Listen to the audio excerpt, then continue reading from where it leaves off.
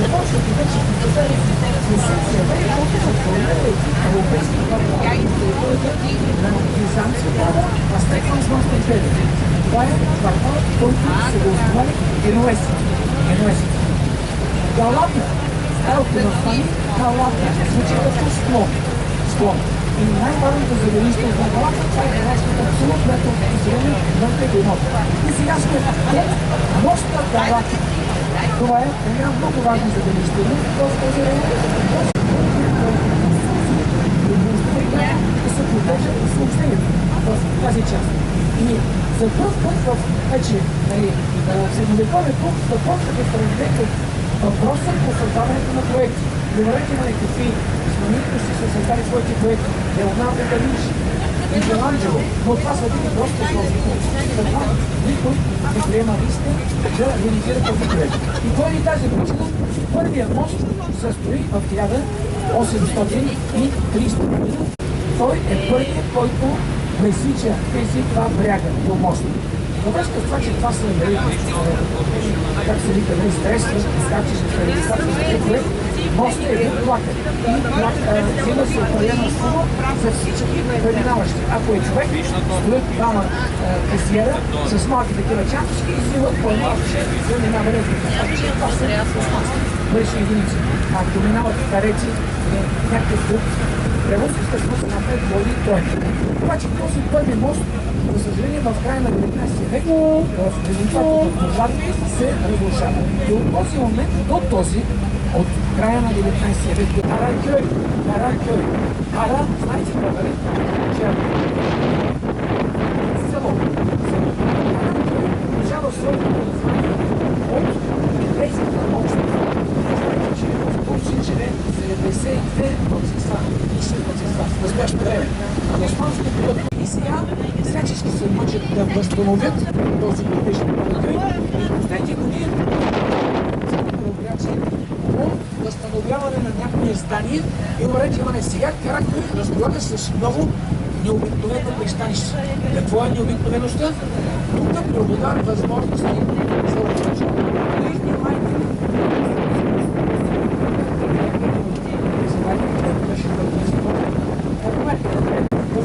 Част на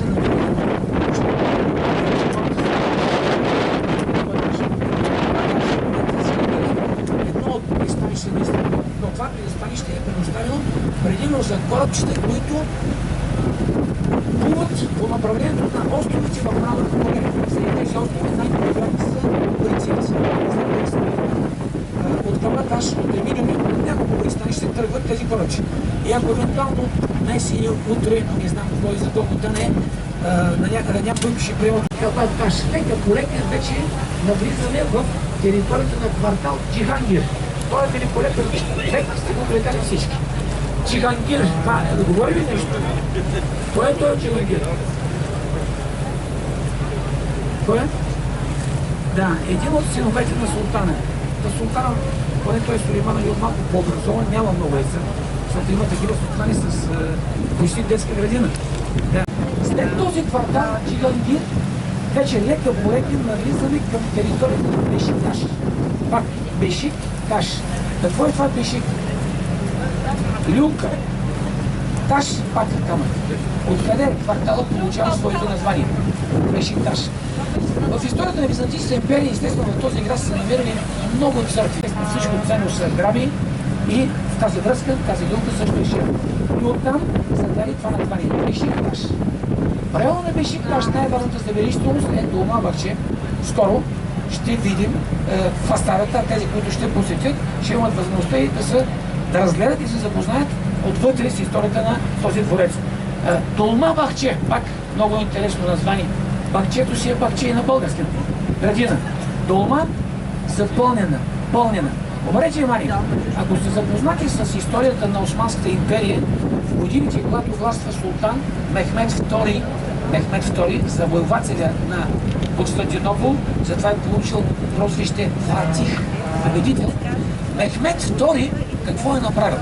В тази връзка, че заливът Златния рог е най-уязвим. В тази връзка султанът мисли и както обикновено така в тия исторически документи винаги се прилага някакъв пример, на сън е видял някакъв шейтан, на сън е видял някакъв владика, на него му се е приснило нещо по-интересно, някъде си така наречен многократно тяло, му подсказва по кой начин ще може да изглежда, на кой е бил начин. В този залив, в този смисъл,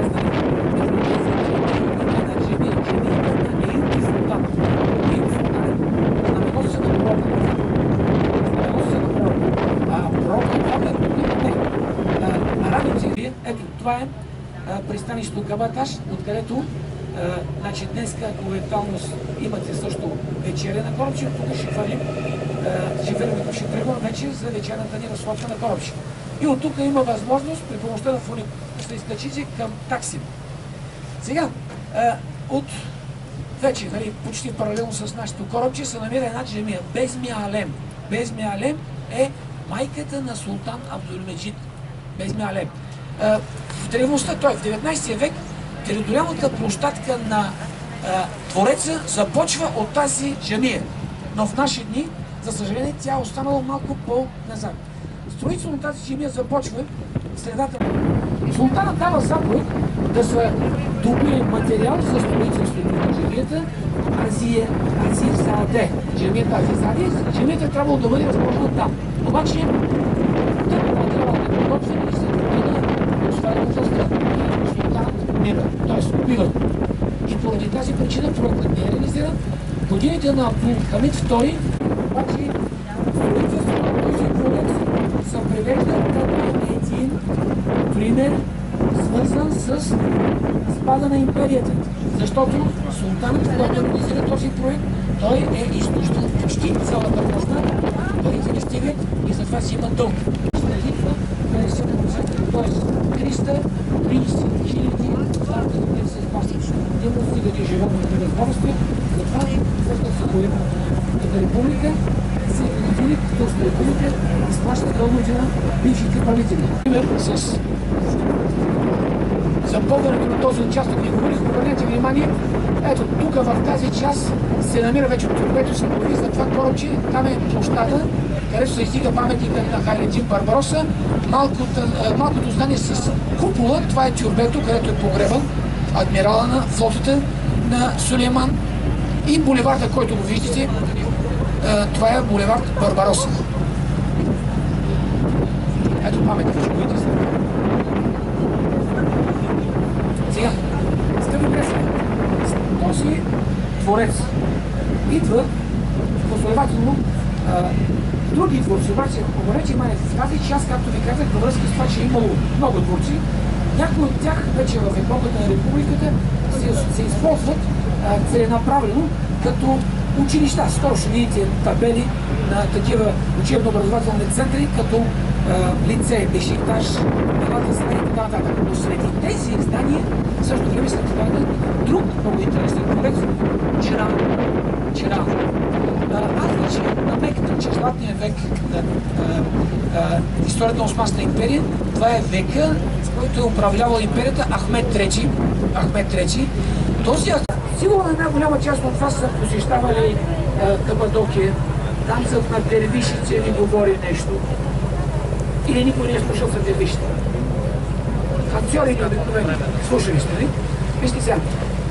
Там, където е творецът, в края на 16 век се е намирал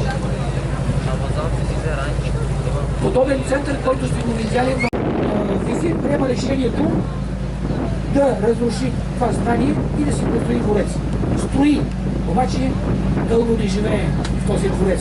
Убиват го в 1730 година, става тук едно въстание под ръководството на един моряк, патрона Халил, и този визир Садразам е убит.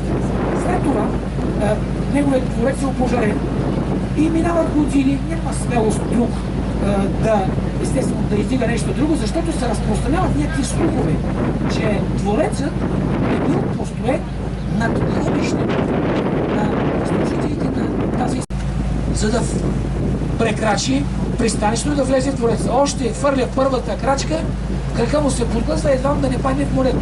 И той вика, Той вика, какво става тук? Това място като че ли е грешно. И влезнал е вътре, още първата нощ се подхлъсва на паркета и пада. Вика, не, тук няма да се живее. Излиза от тук и се един представител на клуба, Шереф Бей, приема решението в това място, където сега е корпуса на хотел Кемпински. Ще дойдем до Кемпински. Тук се намира стадион. Строят стадион. И до откриването на стадиона Шереф Бей умира. Минават години, 60-те години.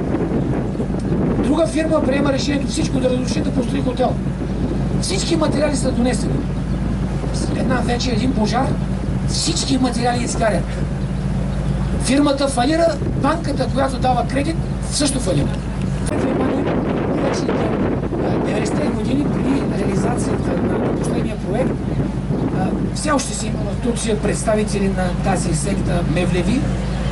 Представители на тази секта приемат решението да изчистят основите на изгорялата сграда и да преместят години, също имало.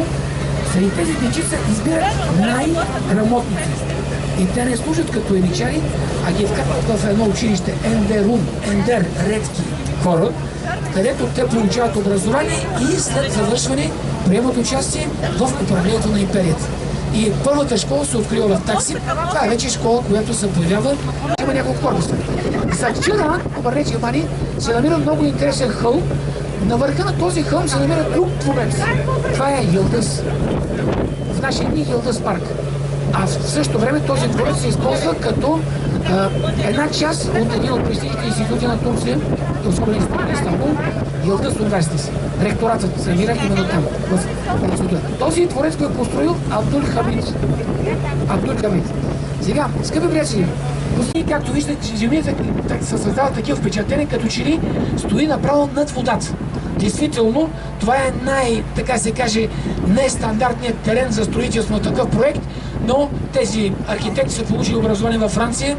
Въздадете информация относително строителството на здания, които се разполагат именно поблизо на реки, морета или водни пространства.